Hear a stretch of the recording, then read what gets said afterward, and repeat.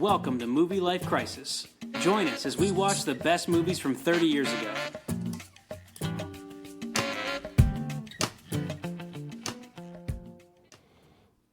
What is a Mallrat? I don't think I should answer that. A shopping rodent? I would look terrible on you. A food court junkie? Want a sip of my soda? A hopeless romantic? We slept together one time. That was you?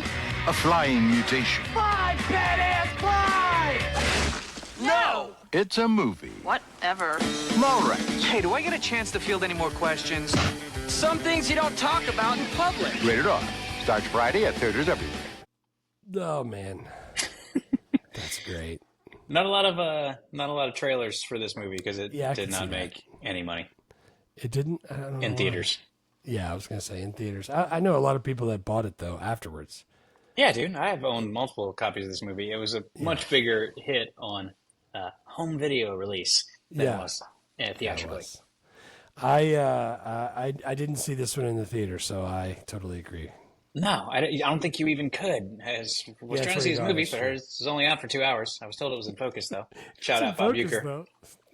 Yeah, it just died today, man. That's gone today. Saw the thing Will sent where there's somebody has a freaking beer, freaking Miller Lite right out front of his grave, or a statue, outside of a statue right now. That's awesome. Great.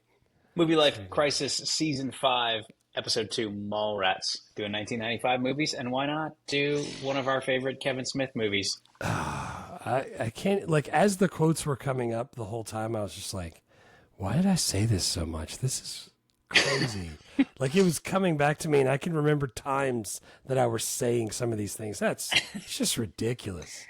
Like, dude, I was thinking, I was like, man, this movie's not that good. I haven't seen it in a long time. And then the quotes came, I was like, oh, I forgot. That's a good quote. That's why I like this movie.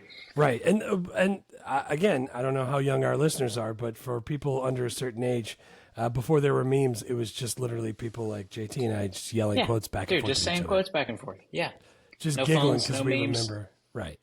Speaking of phones, if you want to hear us talk about one of the OG 10-pound bag phones, we just released the Lethal Weapon on Patreon doing 1987 on the Patreon. Literally 10-pound bag phone. Yeah, Danny Glover's just sitting on an overpass, costs like $13. What did that thing cost? Like $7,000? It was a lot, yeah. And then per minute, it was like $1.50.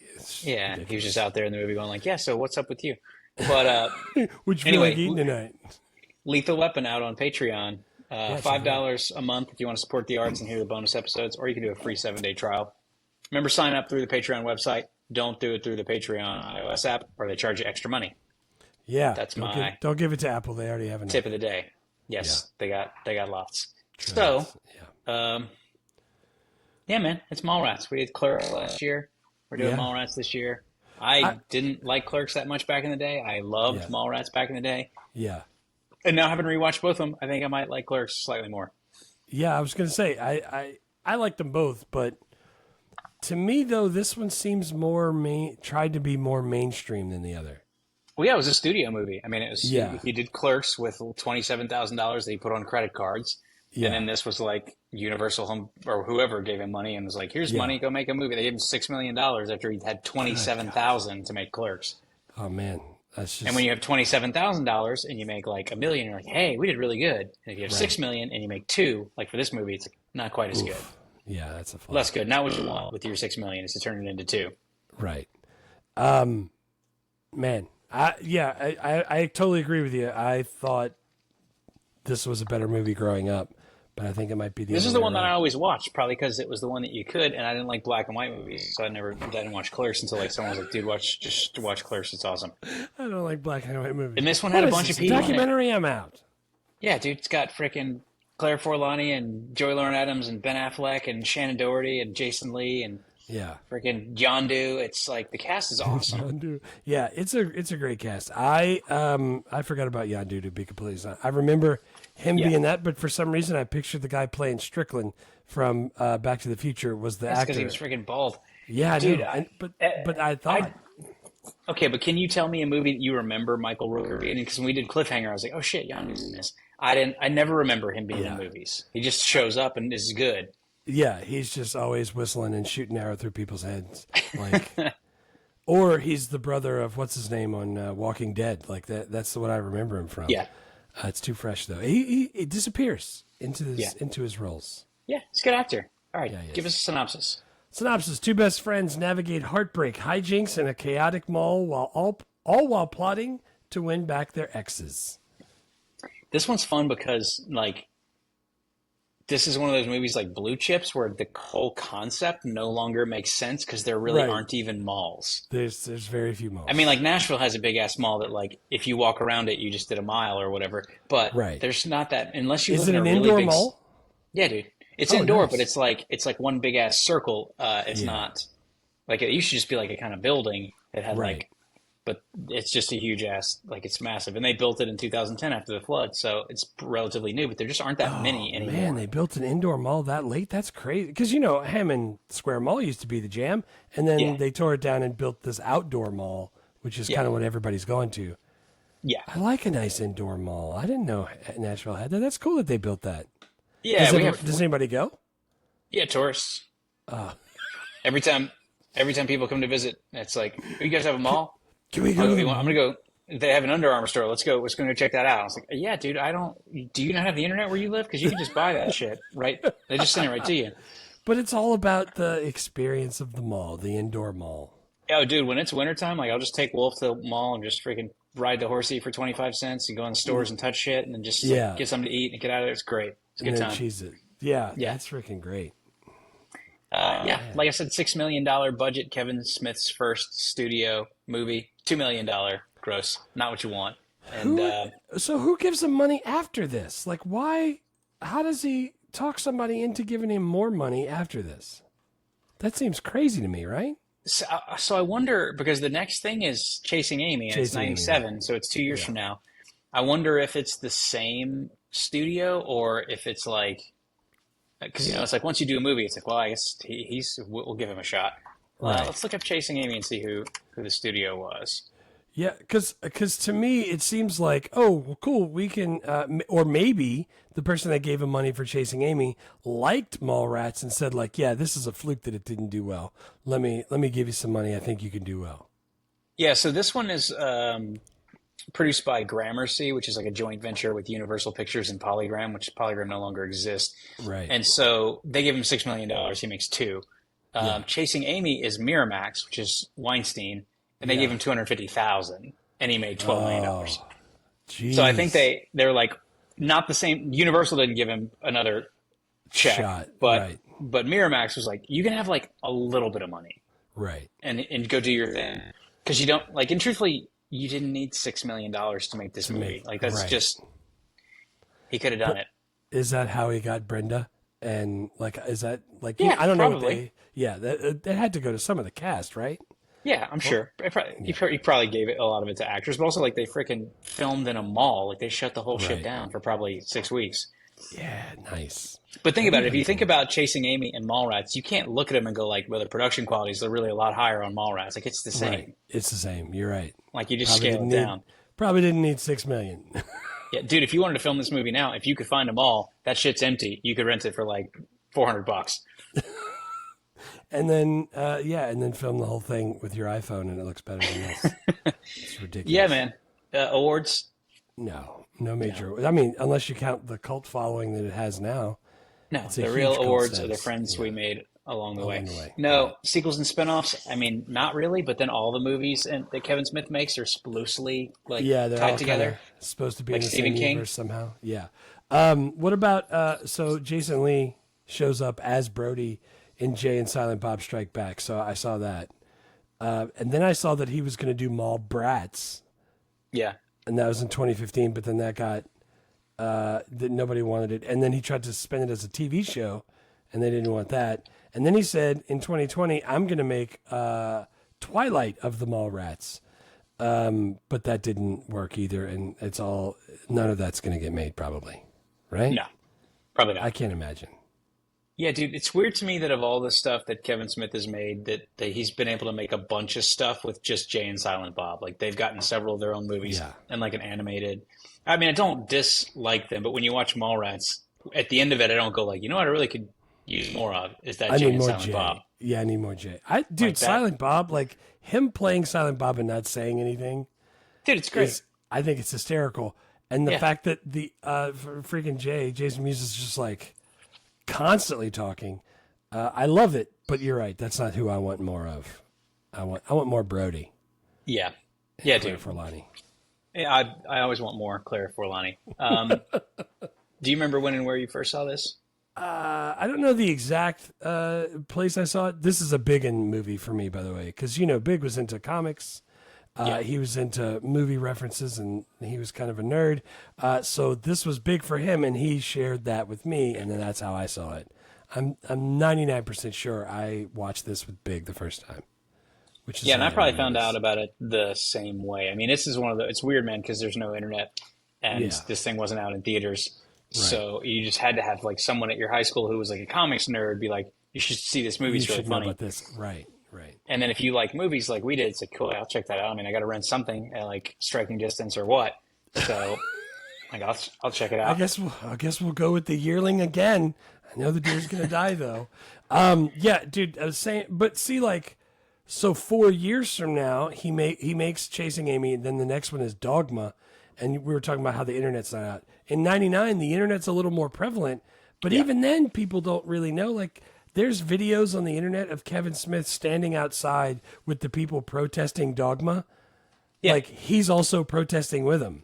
But Dogma was great because Dogma got picked up as controversial, and so it wasn't like, hey, let's go see that Kevin Smith movie. It's like, let's go see that movie that the Catholics are so mad about. That everybody's mad about. Which is a way, like, it's a brilliant, like, if you're writing that movie and religious people get mad about it and start writing articles, you're going like, this is sweet. We're going to make so much money. Because otherwise. All press is good press. But dude, you're right. If you don't know, there's no way to go like, Mallrats, let's go see that. Like, that's not really a thing except for the 3 weeks it was out. And then unless you happen to walk past it in Blockbuster. Well, dude, it opened. It was on 800 screens, and then it did 1.2 million on opening weekend, which is about half of what it ends up doing. So, like, you didn't like this. Probably never played in Hammond. Like, we probably never even got a chance to. You probably could not have seen it unless you went to New Orleans. I know Dogma didn't play in Hammond. That was the thing. I had to go to Baton Rouge to go see that because this was after I had already started watching Mallrats with Biggin. So I knew who Kevin Smith was at this point only through him. Yeah, that's crazy. Yeah, I think I rented this. Back in the day, and I owned it on DVD, and probably still own it somewhere. Like I have a freaking stack of DVDs in my parents' house. I'm sure it's still there. Oh, I definitely own it. That's how I watched it. Could you find it streaming anywhere? I couldn't. I had to rent. You rented it? I had to rent it. I couldn't find it. Yeah, I had the DVD. I watched it on the computer. So, dude, not as good as Clerks, or maybe it is. What would you rate it? I think watching it critically, I think it's not as good as Clerks. Sorry, but you start picking but I it always apart. liked it. I always liked it so much me more too. because I watched it so many times, and it's freaking. It's got so many people that I like, and and I had like Styx quotes. Yeah, and so I was like, it feels like it's like a 6-ish kind of movie, but I was like, I just can't put Mallrats there. I got to bump it to an 8 because I just always loved it. God bless. And I got to fully like say like, I get if you never watched this movie, you go watch it now, you'd be like, hey, what the hell is wrong with JT? But if you watched it in 95 like we did and you were teenagers, you might be convinced that you need to also nostalgia bump it. But so not only did I give it the nostalgia bump, I gave it an 8 as well. Here's my thing. If you watch this movie now and you don't like Star Wars, you don't like comic books, you don't like silly dick and fart jokes, this totally isn't. There's literally nothing else for you here. The thing, like, I love the long monologues where these characters just start talking a lot about nothing, and it's just like funny filler between the two main plot points that they're trying to get through. It's super fast paced. It's 90-something minutes. Like, I feel like every scene had a good quote that I could quote. Like, the nostalgia vibe for the whole mall and from 95 gave it a bump for me. But dude, you know how much I like Star Wars. I read comic books. Like, all of the references made this whole thing better. I gave it an 8 also, but it was right in the 7 range for me. But I gave it a bump ahead. I also think that if you like we talked about, like Reality Bites being a pretty good '90s time capsule movie. Yeah. If you wanted another '90s time capsule movie that's like funnier than that is to me, Yeah. like I mean, like, dude, Jake, your 11-year-old, like in a couple of years, I feel like he might enjoy this movie. Because he'll know about like Star Wars nerd shit, and he'll like that they're like saying funny stuff. I was gonna say he's probably already he would probably get a lot of the references already because he kind of is a nerd. So like he might, in a couple of years, I guess he would totally like it. But then I think about, like you said, this is a time capsule for '90s. The next Claire Forlani movie that I think of in the next order, like Boys and Girls.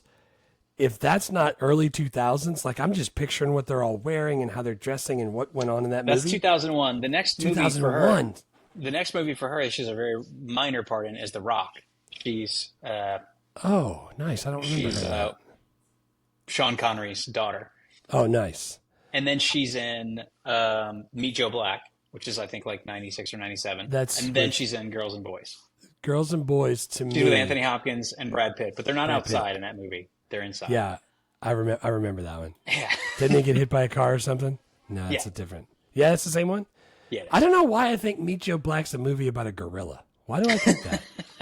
I don't know. I don't answer that one. I don't know why I thought that. The point is when I think of this being a 90s time capsule, I totally get it. And she in that early 2000, you said 2001? 2001, I think it was. Good God, it is Girls and perfect. Boys. It is perfect for that. Like that's really all. is. When I think of 2000s, I'm like, oh, cool. Somebody's wearing some big ass Timberlands and some red pants that unzip at the knee that are also cargo pants. Yeah, and that style is like full on back. Of course it is, with high waisted jeans and everything. Yeah, dude. Let's do scenes. I had an easier time with quotes than scenes, truthfully, because the whole movie's just them walking around a mall talking to each other. Yeah, I thought about that. By the way, Meet Joe Black and the Mighty Joe Young is why I think of it as a gorilla movie. Not a gorilla movie. Meet Joe Black's something different. All right. Scenes. First one I put is the stink palm prank. I hate that so much now. I never liked it, and now I really hate it. This is the thing. Every time I think about that scene, I think about him telling him and how far he has his hand in his pants. He's like, he's got his elbow in his ass crack. Yeah, his elbow is past the jeans. He is way up in there. And I thought, Wait, by the way, real quick, I should say we usually try to keep it PG-13-ish on the podcast. I don't think I can do this one without going to R, because even if we don't say the bad words that they're saying. So like we're 17 minutes in, full disclosure, like if you got little kids in the car, this might not be the one for them. Yeah, just pause. So anyway, Jason Lee's elbow deep in his own ass crack, describing the stink palm. I hate it. And he sticks his hand way up in there, and the whole idea is you shake hands with the person you hate, and their hand smells like that for 3 or 4 days, no matter how hard you scrub. But dude, when he is way up in there, and he's describing it, and the whole time he's talking, the arm's in his arm is in his pants. That's why you got to wear baggy pants. You couldn't do that with tight jeans. Oh, absolutely not. And then TS walks off, and he's looking at his bag of pretzels, and he looks at his hand, tries to eat them, and then just walks off. I freaking love it, dude. Oh God! I hate it when he actually is like when he rubbing the does hand, it to Yondu. And he's like, "That's a wonderful ring," and he's like, "Oh my God!" And Yondu's licking his fingers. That part is horrible. Oh, and the microphone's like right up on it. You can hear every little. It's so bad. So bad. Yeah. And by the way, I don't know if stink palm was a thing before this, but is that nobody says that anymore, obviously. But like, no, I don't think anyone ever said it. But if you like Google stink palm, it's going to bring you to this movie. I was going to say this is the first thing it brings up because I looked it up. Yeah. What's your first one? My first one was Man of Steel post-coital debates in the food court. Cookie stand's not part of the food court. Yes, it is. I put that in one of my quotes because the way they go back and forth. Because they're they both get dumped. Freaking TS and Brody, Jason Lee, and whichever London it was, Jeremy London. Jeremy. And they're just walking around the mall, you could never describe it to someone who's like 25. Like malls used to be like kind of small, and there'd be like a comic store there and like a lingerie store there, and then a bunch of places to eat, and then like a movie theater and a video game arcade and like a place to buy records. Like it's just, and like some clothing stores. So, and you could just go there and just hang out. When you say small, like how big, like the new one that they built, how many stores has it got roughly? Take a guess. Hundreds. Like I'm saying, if you walk all the way around the circle, it's more than a half mile. Man, that's crazy. So like because I don't go in there very often. It's like I need to get some jeans. I'll go to the Levi's there, and if I get in, if I don't remember which way to go, and I go the wrong way, I go, well, I got to go all the way around the horn. All the way around the horn. Like by the time I get done, my watch is like, you're done for the day. You don't have to do any more activity. No more exercise. Yeah. Well, so how many stores did Hammond Square Mall have? Like, you know, you go one way, it's Dillard's. One way is JCPenney's. The other one's Sears. Remember, you know what those are called, by the way? I just had this discussion with somebody. Like anchor stores? Anchor stores. And somebody didn't, it was a young person, and they didn't know that was a thing. I mean, because there's no malls. But, like, you knew, like, hey, I need to go to Foot Locker. That's towards, I don't know, whatever it was, Macy's Dillard's. Or whatever. Right. Is that how it is? Well, or build is them it with, really like, is round? No, it's complete. I mean, it's not like a perfect circle, but it is like right. There's no anchors. It's not like spurs off of it. I mean, they're kind of our anchors because there's a huge ass Bass Pro on one end of it, and then there's a huge ass movie theater on the other end of it, and there's a freaking giant restaurant where they have fish tanks, the aquarium, whatever. Yeah. But then there's Old Navy. It's every store you could possibly want. Old Navy, Nike, it's all in there. That's crazy. Foot Locker, That's all that shit's cool. in there. But like the Hammond Square Mall, when it was kind of going out of business, we were saying stuff like, wouldn't it be cool to like go in there and play paintball? Like that was a thing that you could visualize as having like 20 people play paintball. But the mall in Nashville, the Aubrey Mills Mall, is like you could have an army regiment do like paintball in there. Like you'd have 1,000 people in there. Yeah, the map's it's way too big. You need Nuketown. That's where it's fun. Yeah, dude, you want to be. We have like some older, smaller malls, but they're still bougie as hell. It's like, okay, we have 3 Pradas in here. It's like, why? What do I need that for? Jesus. I'm like, the Apple Store is too expensive for me, so why do I need that? And when you go into those malls, you mostly see shit that used to sell on the internet that now has a brick and mortar. It's like a Casper mattress. What? They have a store? Why don't I just? What? I thought you got those on the internet. That's cool. That's so weird. Super weird. Yeah. I can't believe y'all have more than one mall and it's all open. In my head, I'm picturing the mall's dead. Nobody has those anymore. All the in like small towns, they don't have one. Like, dude, when I was dating a girl who lived in Indiana, and she lived in like kind of smallish Indiana town, you go in the mall there, and it was like the movie theater was open. They had 2 screens, and like every second store was like barred up, closed, shut down for lease. Down. I'm just saying, like in the news, they always talk about, the indoor mall's dead. There is no more of that. Yeah. And then, man, that's crazy. That's crazy. Dude, the whole idea of them talking about whether or not the cookie stand is part of the food court. I love that. Dude, the food court's downstairs. The cookie stand's upstairs. It's not like we're talking quantum physics here. I used to say that shit all the time, guys. That's so funny to me. And the whole, and he's so matter of fact about it. They throw away their wrapper for their cookie and they're walking with their cookie. And he's like, yeah, of course. It's impossible. Lois could never have Superman's baby. Like, he's saying it like it's true fact. Dude, he's saying it like he's thought about it a lot. He's like, the only way, he's like, Wonder Woman could have Superman's baby, but the only way Superman could have sex with Lois is if he uses a kryptonite condom, and that would kill him. And he's not taking it. And freaking TS is like, how did I go on the verge of having Floridian sex with Brandy to the Man of Steel colloidal debate with you in the food court? Yeah. Oh my God. That's like, I don't even know why all of that stuff's in my head. As he was saying it, I was saying it with him. It was freaking great. Blows dude. And I remember, like, I used like, what? Who? How do you write this? It's genius. And so, like, the Hammond Square Mall used to have a comic store, and and like me and my brother read a bunch of comics, and so we each, like, you had like basically like a comic subscription, and when the new episodes came in, they came out like every 2 weeks or whatever, they would hold it for you, and then so we'd go like a couple times a month. My parents would take us, and we'd go pick up the comics that they were holding for us. And so I always loved X-Men, so I would get the X-Men, and in the back of the X-Men, the like 1990s Chris Claremont X-Men's, they would have like almost like a letter to the editors section. And people would write questions about how people's powers worked, and then the writers would answer them, and I loved that shit. And it's all just like, it's all just like this stuff here. Like, because people write in like, I know Gambit can charge up a card and then he throws it, but like, could he charge up something really big? And the writer was literally like, yeah, he could charge up a mountain. It would just take him a really long time. So he'd be sitting there for like weeks and weeks and weeks trying to put his power into something. So that he uses cards because they're small. He can charge them really quickly.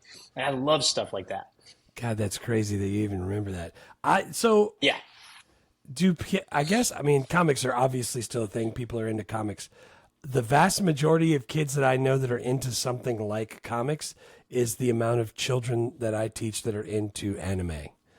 That's a big thing now. And I'm sure if people throw references out to anime in real movies, they would love that.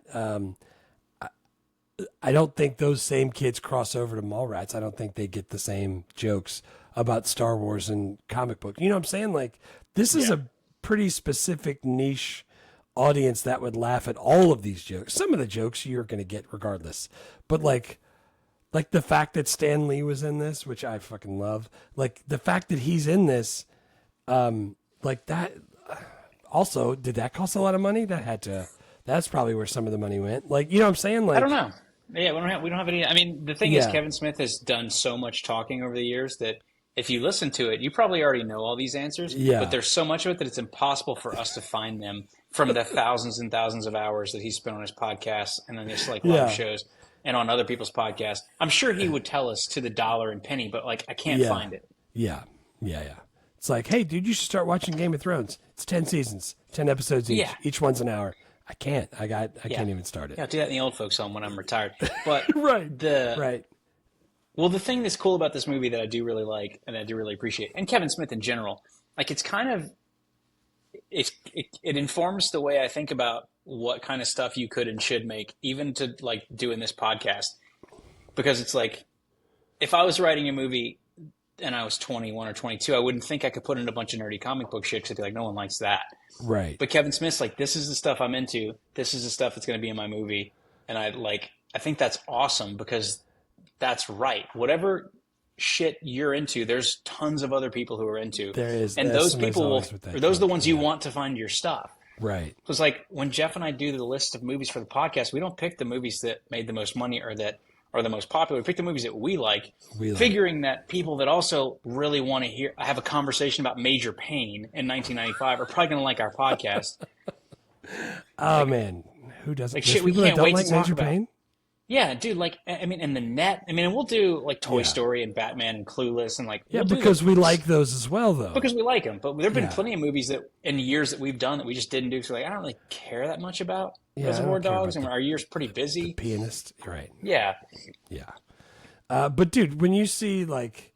and it's throwaway lines that are so... the references are so strong for me when he's like, yeah...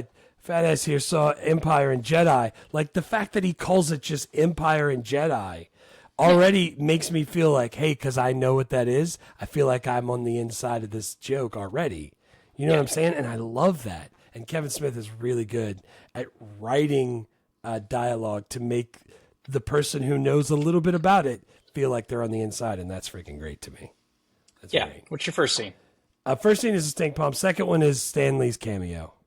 Oh, dude, man, that's great. Freaking giving him advice. Because every question Brody has for him is just about genitalia for superheroes. The Thing is his dong made from. Oh, my God. And, dude, the heavy-handed music behind it when he's talking about the lost love, that whole thing. By the way, he was in Captain Marvel. Mm-hmm. His cameo in there, he was on the bus. Did you see what he was reading? No. The script from I did, Mallrats. Nice. I was going to say, because it's set in the 90s, remember? So, like, nice. That part where he's in is in the 90s. So, like, he's reading the script for Mallrats. So it's super meta. Awesome. It's him preparing to play him in a cameo as he's playing a cameo in a movie. That's freaking great. Yeah, that's awesome. But, dude, I love how, like, the whole idea of him writing about the Hulk because it makes him angry. And he had problems with anger and stuff like that. I use not this scene specifically, but the type of stuff he says. That's what I use in my history class because people write about their gods in the same exact way that these guys write about comic books. So, like, I get to use all of this stuff from this movie when I'm teaching. And as I was watching this scene, I couldn't stop looking at his hair, first of all. And second, I couldn't believe that he's so cool. I wish I could have met Stan Lee. I like that guy. He's done a lot of things that changed entertained me over the years. I like that. Yeah, absolutely. He is awesome. His cameo is awesome. I didn't put it on my Steens, but it was pretty fantastic. And the thing that was crazy is because I've seen Stan Lee a lot in all the Marvel cameos. I was like, right, dude, Stan Lee was kind of young 30 years ago. I mean, he wasn't. He was old then, but like, yeah. Now he was really old at the end there. Yeah, yeah, super yeah, old. for sure. My second scene is when they leave the nice mall and go to the dirty mall and go to the fortune teller. The dirt mall. That fortune teller is my third one also. God. Sorry, that's my second scene. But Yeah. like Brody's like, what do you like about this? You know, it's good people, it's good bargains. It's like someone's like, hey, Brody's like, they know me here. And TS is looking at the stuff and he picks up a hat and it's a Clerks hat. I don't know if you saw that. That was cool. I did. And then Brody freaking chews out the woman there who has the comic book stands. These should have boards in them. Dude, so wait, real fast. Biggin was like that. Every comic book had the board, the piece of cardboard. Is it still like that? My comic book collection still has boards. Yeah, I have some of them like that, but some of them are just thrown in a freaking tote. They're all just stacked up. No, dude, my shit is still like organized. Every one of them's in a board and a sleeve. They're probably worth nothing, but that's how they're stored. Yeah. Dude, I freaking love the flea market scene. That's like, oh wait, she has a third nipple? What are you talking about? It's as clear as day. Dude, that fortune teller scene is focus. That's what I was thinking. Focus. Focus. I still, when I make that joke at school, I'm like, all right, guys, time to take a test. Let's focus. And they're like, I'm sorry, what did you say? Focus, everyone. When she pulls it off, you have a third nipple. I didn't notice. It's as clear as day. And then at the end, they leave, and she pulls it off and puts it in her mouth. Like, come on, man. Super. That funny. was great. Yeah, that's a freaking great scene. That was my third scene. What's your third scene? My third one is the actual game show. That's like the wrap up of the whole thing. He plays so cool. Jason Lee is awesome in this. Like Claire Forlani she breaks up with TS and he's trying to get her back, and so she's going to be on her dad's game show. Yondu's her dad, and they're going to film it in the mall. Yeah, friggin' the whole thing. It's so dude.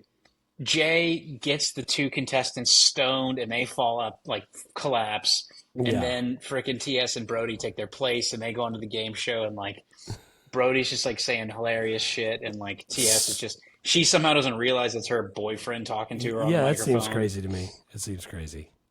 But it's so much Richard stuff. Dawson.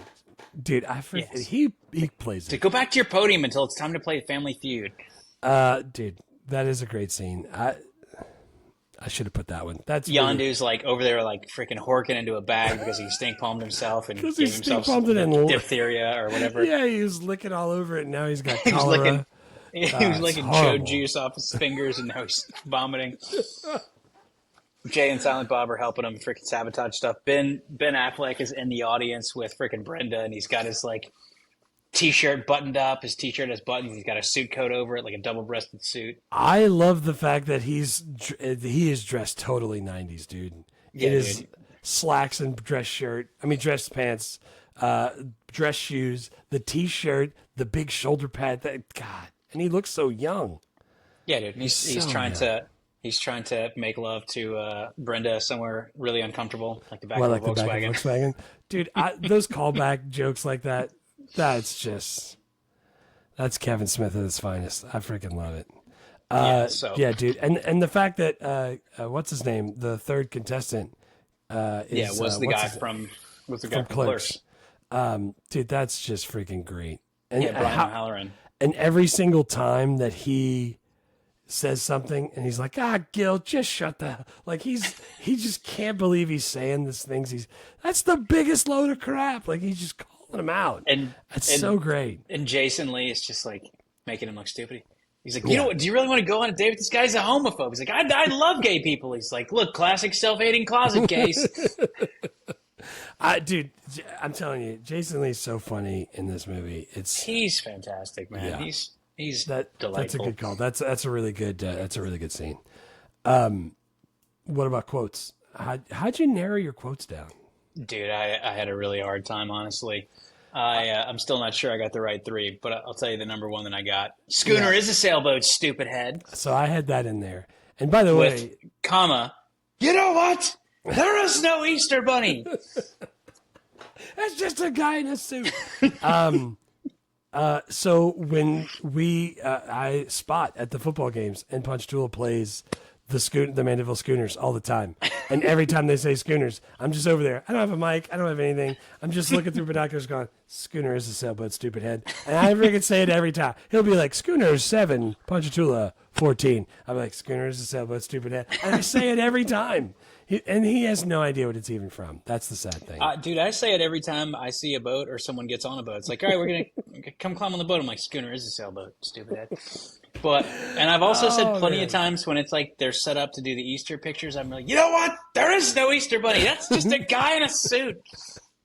All I told him was the Easter bunny at the other mall was more convincing, and he kicked my ass. Dude, and then Jay and Silent Bob go beat the shit out of the Easter bunny.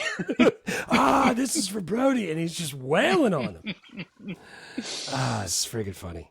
I did have Schooner as a sailboat. We already talked about my other one where kryptonite condoms. So I'm going to pick a different one. And the one that I pick is the nickname that I acquired after high school is from this movie when Jay is talking to Silent Bob and he's like, okay, Lunchbox, let's try this again.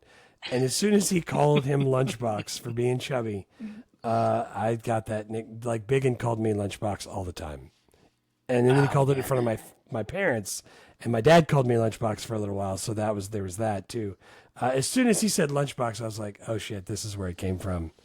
This is why he called me that." That's amazing. I was Lunchboxing his phone, like he called me that all the time. It's ridiculous. My next quote was one that I had forgotten was from this movie, but it's "Tell him, Steve Dave." Which is just such a stupid quote, but like we said it a bunch. A whole bunch. You know what else I said a bunch, and this happens every time I go to a place that has a second floor. I feel like I need to say, my next quote, that kid is back on the escalator again. Dude, that reoccurring joke is hysterical. That was the hardest cut I had to make was that one because I freaking love that part. When he goes on his he's like, not a year go by, not a year that I don't hear about some escalator involving some bastard kid that could have been easily avoided if some parent, I don't care which one, some parent conditioned him to fear and respect that escalator. Who writes that? Like how do you type that out and go, yeah, I'm going to make somebody read that on camera? Like, that's hysterical, dude. Dude, and the funny thing, maybe not funny, but I actually read a couple of years ago about like a little kid who'd been like playing around with the escalators and like her fingers got like sucked into the little thing at the top and like got mangled. And so for real, when we get on an escalator with Wolf, I'm like, stand right here, hold my hand, like lock in, like fuck us. Fuck us. Kid is back on the escalator. Oh man. That's great. Yeah, I had to put that in there. That was number 3. I did have an honorable mention, though. My number 3 is when Brody and TS are talking to Joey Lauren Adams, and it's like, and Brody asks, he's talking about his breakup with Shannon Doherty. Yeah. He's like, have you ever slept with somebody? She's like, yeah, I've slept with somebody. And he's like, no, I mean really slept with somebody beside them, not just fucked them on a gaming table. That was right after they were saying, how many times are you going to see Smokey fuck the bandit? Well, I did look like Burt Reynolds. Burt Reynolds, except for the mustache. Dude, they just got done telling a story about her having sex at a party on a pool table. Really slept beside them, not just fucked them on a gaming table. Man, what a freaking... Is it... Is it what line. Jason Lee is saying, or is it his delivery? Because I feel like I could see somebody else say that, and it's not as funny. Like the delivery is incredible, but that's also a really funny bit of dialogue. Yeah, no, it totally is. My honorable mention is Silent Bob's trying to move the cigarette with his hand because he just saw Empire and Jedi. Jay is walking around freaking pretending to be Wolverine, and he's dancing behind ladies that are walking past. And he keeps banging on the window at the freaking kittens. And every time he turns around, he's banging on the glass, where the kittens are in the pet shop. They decide to leave. And he goes, bye, baby kitties. He's like, damn, Silent Bob, show some heart. And this motherfucker hadn't said anything the whole time. Turns, taps just 2 fingers on the glass and goes psh, psh, psh, psh, psh, psh, to the cats, which is what you do when you're playing with cats, especially kittens.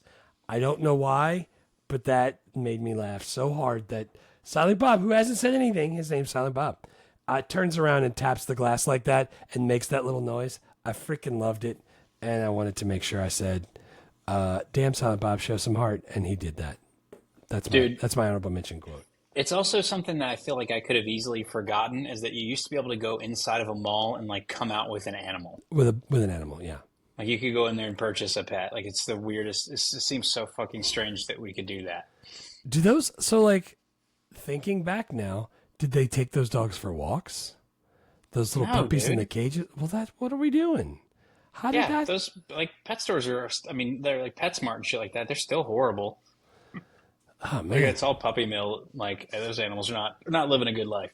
That stinks. But now they're on an out parcel. You walk right into the store. It's not inside of a mall, which it used to be. That's pretty good. That part's better. All right, let's do characters. Yeah. My first one is Jason Lee. Jason Lee, dude. Brody Bruce. Yeah. He makes the movie, man. Yeah, it's so sarcastic.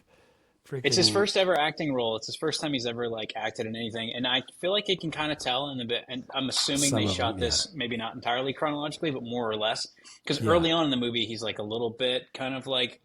Yeah, I saw him on a podcast like recently talking about Mallrats. He's like, I was kind of like, I had a hard time not looking at the camera in the beginning. It was just really, I was like, I kind of felt that in the beginning, but as the movie goes along, he gets better, and by the end of it, he's freaking killing it. He's like stealing every scene. He's saying all the funny shit. Yeah, all of the things the way he played it up on that game show, he was killing it. He was killing it. By the way, if the listeners haven't watched him as My Name is Earl, Greg Garcia show, oh God, that show's really funny, and everything with Greg Garcia is funny. You should check him out. But Jason, dude, I freaking love Jason Lee. What's the one with him? And it's like a 2000s movie, and it's got Julia. What's the freaking hell's her name? Same chick who learns how to dance from the black guys. Julia. Enemy of the State? No, he's in that too. He's his friend. It's the Heartbreakers. No, Jennifer. That's Jennifer Love Hewitt. Dude, it's Stealing Harvard. Oh, I like Stealing Harvard. Stealing Harvard's good. A guy thing.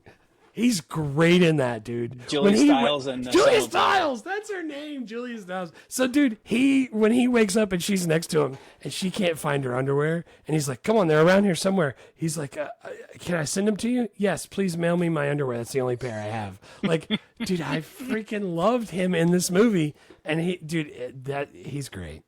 2003. We're gonna have some more time with. Because think about Jason it, Lee. So, like, he's in Dogma in 99. He's in Almost Famous in 2000. He's in Heartbreakers and Jay and Silent Bob and Vanilla Sky in 2001. He's in Stealing Harvard in 2002. He's in Dream Guy Thing in 2003. Like, we got a lot more Jason Lee movies we'll be able to do. As long as we make it to that, I freaking love that movie. Dude, Jason Lee's my first one also. My second one, by the way, is Brandy Svenning, played by Claire Forlani. Claire Forlani's my second too, man. She's not in a lot of this movie. Like, she's not in the entire middle part of it, but I just really like Claire Forlani. And between this movie and Meet Joe Black and Boys and Girls, I feel like I had like a couple movies that she was in that I watched a bunch, and I have always loved Claire Forlani. Yeah, she does a really good job, but also I had a huge crush on her when I was younger, like when this movie came out. So I was like, oh, this is definitely a thing. I like her. But then also, now that I'm watching it and nothing her, like that kind of thing has moved on. But like, I can see her value as an actress, and she plays it perfect in this. Yeah, she's a good actress. Yeah, so she's one of the actresses from the '90s, like Moira Kelly, that I would have thought was a lot more famous than they really were because of how much I liked the movies they were in. Right, and that's definitely a thing. Like, you see those movies a lot, so you think they're awesome. Yeah, I'm like, I see Cutting Edge like 50 times. I'm like, Moira Kelly gotta be one of the top 3-4 actresses in the world. And they're like, no, not really. Like, who's that? 30. Yeah. Like, what? She's amazing. You guys not seen The Cutting Edge? Yeah, you gotta watch that. I got to be honest, I don't remember her in the Gorilla movie, but I'm going to go back and try to watch her in that because she's Isn't she? She's Meet Joe Brad Black. Pitt's. Yeah, Brad Pitt's girlfriend or something like that. I remember I think this that movie. kind of. I think that movie's Brad Pitt's like an alien or something, and she's Anthony Hopkins' daughter, and she has to teach him how to be a human or something. I'm not 100% sure, but I do remember him getting hit by a car, and I thought there was a gorilla, but now I know that's Grandpa not hit him with a car. Yeah, Claire. Oh, Forlani you're gonna is go my- and touch her on her. Yeah. So Claire Forlani is my second. I know this is maybe cheating, but I put Jay and Silent Bob as my third actor together because I see them as a group, and I know, like we said in the comedy beginning, duo like Laurel and Hardy. Yeah, you don't really want to see more of them by the end of this. You've kind of had enough, but I could see how he spins this off to being more, and the fact that he didn't even know if Jason Mewes was going to be Jay in this one. Like he said, I did see a thing where Kevin Smith was talking about, like, we had Seth Green on standby, like he was ready to come in. I had to talk the studios into letting Jason Mewes do it. We thought he could, and of course, like, I don't see anybody else being able to play this like this. I think the studio didn't want Jason Mewes, right? And so they were like, they're doing like casting for like a backup, and they like up until all through pre-production, they're going like, it's got to be Jason. He's already done it. Like, he's my guy. Yeah. But the studio didn't want it, so they were also trying to cast it. And he's not like, you're not watching this going like, oh, he's a Shakespearean actor. He's killing it. He knows about acting. It literally looks like just one of Kevin Smith's friends saying the lines that he wrote, which is basically what it is. And I think, dude. Well, and Kevin Smith said during Clerks that Jason Mewes was like, what is Snoochie Boochies? And Kevin Smith's like, that's the shit that you say all the time. Like, it's actually shit that you say. I wrote that's down what you you're said. doing. Yeah. You don't even realize it. But dude, like his just demeanor, dancing behind the ladies walking past, asking, should I call you Logan, Weapon X? And he just starts like, no, call me Wolverine. He just starts going crazy. Like, what are, like, the whole time, if you don't know any of the, like, if you don't know who that is, who Wolverine is, and Weapon X and Logan, like, you're not getting any of that. I felt like I was on the inside of all of it. I freaking loved it. I love Jay and Silent Bob in this. I felt like we got way too much of Jay and Silent Bob in this, and it was like Really? way over the top. Yeah. But I mean, it's fine. That's what they're supposed to do. And I think there's probably a lot of people, especially if you like Kevin Smith, that are like, hell yeah, give me all the Jay and Silent Bob. All the Jay you and can handle. Yeah. So I didn't have them, but I had Joey Lauren Adams as my third, because she's like not in that much of this movie, but she's just, every time she's on screen, I'm like, man, she's freaking awesome. She's really good. Yeah. She I she love her keeps in Chasing Amy, and I love her in Big Daddy. And she's not in that many movies that I can think of. It's like every time she's in something, I'm like, she's awesome. Right. And every time she shows up, she moves the story forward, which was very nice, because every time she showed up, you knew it was going to keep moving. And dude, again, this movie is freaking fast paced. How many minutes was it? 93 maybe? 94 minutes. That's fat. That's awesome. Yeah, that's dude. the kind of movies I need. It's tight. With 2 kids, I need that. It said there's an extended cut that contains over 30 minutes of additional footage and subplots. Nice. Maybe I'll have to check that out. Those are 3 really good characters. We talked about Kevin Smith when we did Clerks. I would just like to reiterate, I love the way he writes dialogue. I think it's freaking great. And the fact that he writes and directs and edits a lot of his movies, you're going to get a consistent... If you like one thing that he does, you're going to like a lot of the things he does. Well, we talked about it with Clerks because there just aren't that many people that can do write and direct their movies. Like, they're just... They're, I mean, you know, like Will Ferrell and Adam McKay, they have their partnership, but they don't direct. They just write and produce. Yeah. Like Cameron Crowe, he does a movie like every 8 years. Yeah. And it's like Zach Braff's done like 3 movies that way. Like, there's just not that many people who write and direct their own stuff. Yeah.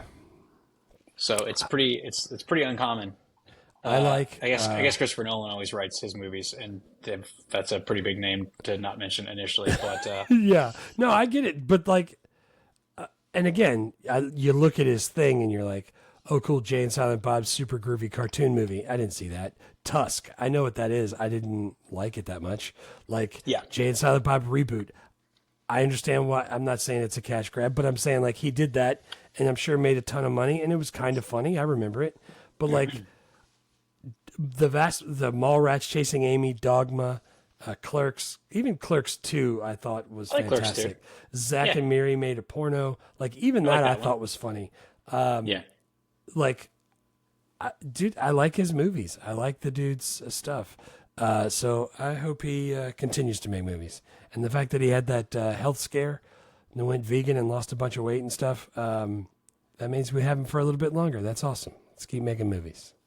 Yeah, for sure. I'm with that. I don't like all the Kevin Smith stuff, like all the Jay and Silent Bob standalone. I've not done any of that. If they make a Clerks 4, I probably will not watch that. But 1, 2, and 3 were good. Yeah, two was definitely my jam. 2 was really good. Yeah.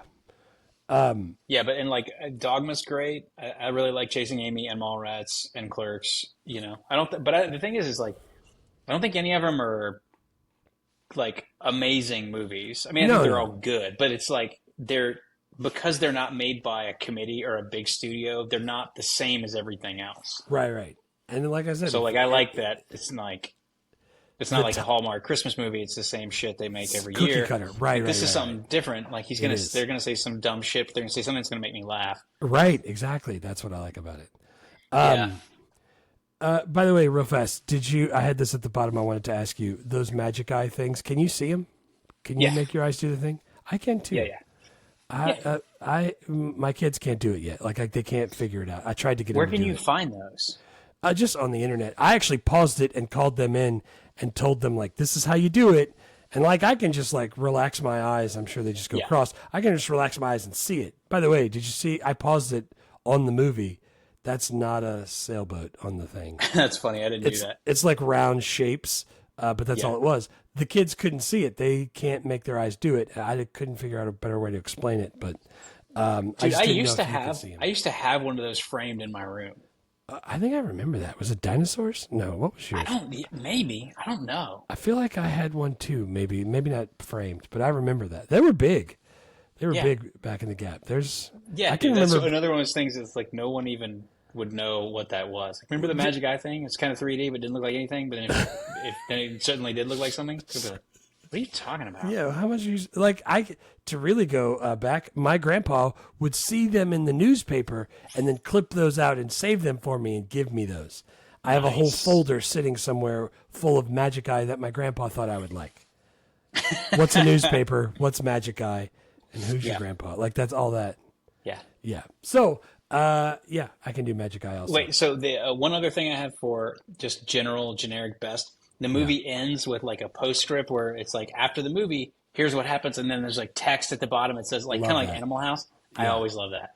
Every time that a movie does that, I'm always very excited. It's like Brody hosts the Tonight Show, and freaking Renee is his band leader, and T.S. and whatever Claire Forlani's character's name is get married at Universal Studios. I love that shit. So Kevin Smith loved that in the Fast Times at Ridgemont High, and he said, "I'm going to use the same font color and all the same graphics as they did, so I can try to make it look exactly like that." The guy who is the casting director was the casting director for Fast Times and also this. Nice. So he said, I wanted to make that in part, and I love that kind of stuff. And he ended it just like that because he loved that movie. Yeah. What about did you got any more good? No, that's it. What about some worst? The worst thing is that I noticed a bunch of the lines were dubbed. Yeah, I could tell that too. And Kevin Smith said they did like test audiences didn't like it, and so they had to go like redub a bunch of dialogue. But I think there's a version that there's an extended cut that has the original dialogue restored. Oh, nice. So you're saying like, because I noticed that like when it's dubbed, and I just always assumed it's like, oh, we just couldn't hear what they were saying. It's not mic'd up right, so they need to re-record it. And then I think in some cases that is what it is, but in this case, it was like they are actually changing what they were saying. Stuff. Yeah. Because the test audience didn't like it. Yeah, dude. There's only a few things I wrote down in this worst category. The grappling hook scene. While I love that with the Batman thing, I mean, it's low budget. It feels like even with $6 million, you could have done that better. But it seems super low budget. But I freaking love that scene. That was under my worst effects. And then the other thing I had was he was playing a Sega, and dude, I freaking used to love my Sega Genesis. Yeah, me too, man. God, Sega Genesis they had such good games on there. I know. And dude, at the time, Sega Genesis is going to be around forever, like Cyndi Lauper. What was the Sega thing that came out that was supposed to be like next gen? Biggin had one of those too. Remember, like it had something that went inside the controller, and you picked like when you played football, you picked the play on the controller, and then like so the other guy couldn't see what you were picking. The Dreamcast. Dreamcast, that's it. Yeah, dude, that thing was cool too. Sega and then like at the stuff. same time, there was like a Jaguar thing that came out. Sega Jaguar. That like just 66 Jaguar. No, I think it was Atari Jaguar, but like Atari had been gone since like '83, and then they came out with it like competitor Sega. That was to the Sega. It was the Jaguar. It's weird you say that. I didn't know anybody that had one. A kid just showed up today because he thought he was gonna have free time, and he brought his Atari handheld thing. Atari is making a brand new handheld thing. It just came out for Christmas, he said. Good for them. Yeah, that's freaking awesome. Atari's still around. I didn't. Yeah, have the other worst I had was just like a lot of the Jay and Silent Bob. Not Silent Bob because he doesn't do anything, but just Jay like being freaking super extra and saying Snoochie bootchie all the time. That shit drives me crazy. But I think you gotta kind of like take it with a grain of salt. Oh man, that's so like great. He's supposed to be obnoxious, and he was being obnoxious. So maybe he's doing exactly. You don't put what you Snoochie Boochies up in there with the weasel and like wheezing the juice and stuff like you just. Yeah, that's what I'm saying. Like now, be, when you watch the dude, you gotta be. Yeah. Like I saw somebody like one of those Ask Reddit posts where it's like, hey, in the '90s, did people really say all that in a bag of chips? And like all the comments were like, 100%. Yeah, people said that. Yeah. Well, talk to the hands. Like it sounds like it's not a real thing, but it definitely was a real thing. One of my kids asked me, "Did y'all always say not? Like, would you say something that was definitely not true, but you made it sound true, and then at the end you would go not?" I was like, "Oh yeah, that was the thing." Yeah, or psych, same thing. Psych, dude, I don't. That's awesome. I did. What about political incorrectness? They made a lot of fat jokes, and I'm not sensitive to that, but there's a lot of people that are. They made a lot of fat jokes. They also said the hard R word. I saw that. I heard the R word. Developmental difficulties several times. But you know what? The one where he's like, "I thought you said it was a good size," and that's where she says it. I like that line. I meant the effort. The effort was too little. That's freaking great.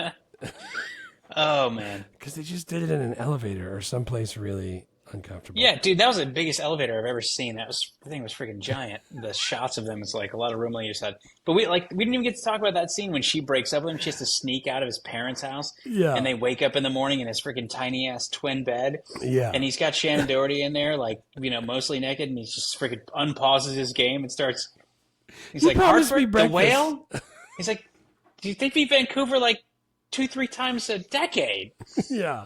He's like, it's 10-0 in the first period. I can't believe dude, it's just. I like video games, but not like that.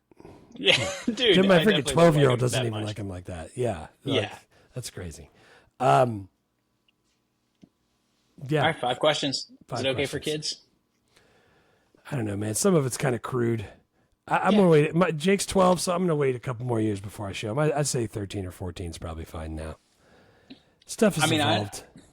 I think that 13 or 14 is kind of the perfect age because Kevin Smith's comedy is not the most mature thing in the world. It's digging fart jokes. Yeah, dude. Yeah. And they're definitely not going to be upset about people calling other people the R word because that's what 13s and 14-year-olds are still doing. Yeah, probably.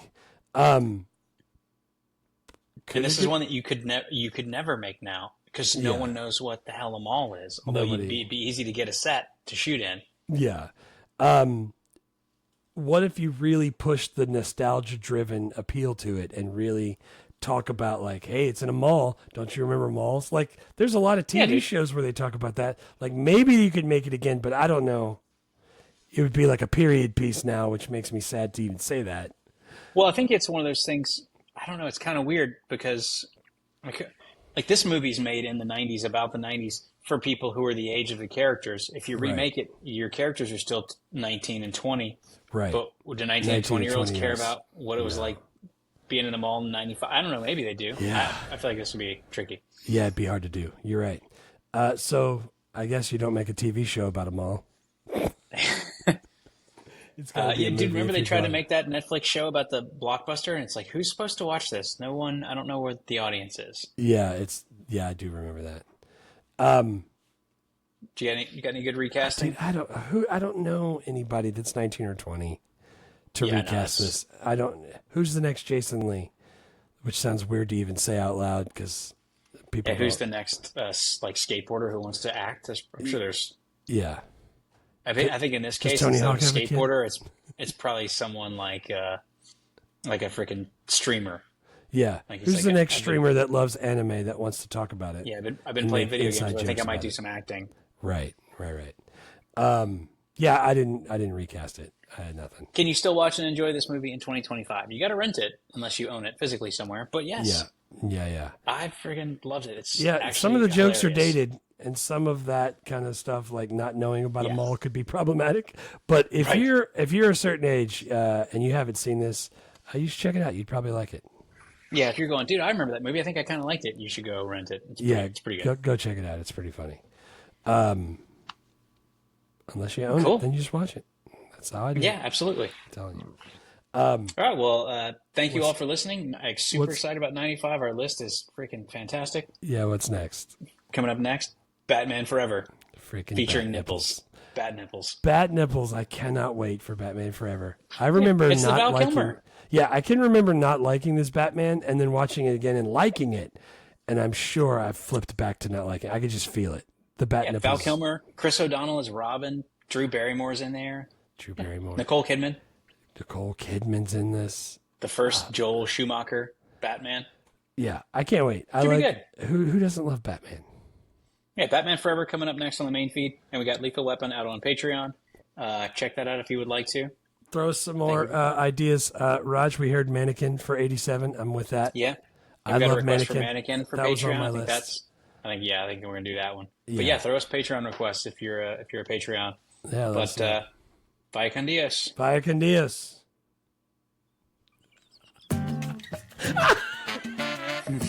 Thanks for listening to Movie Life Crisis. Please subscribe, rate, and review, and remember, don't drive angry.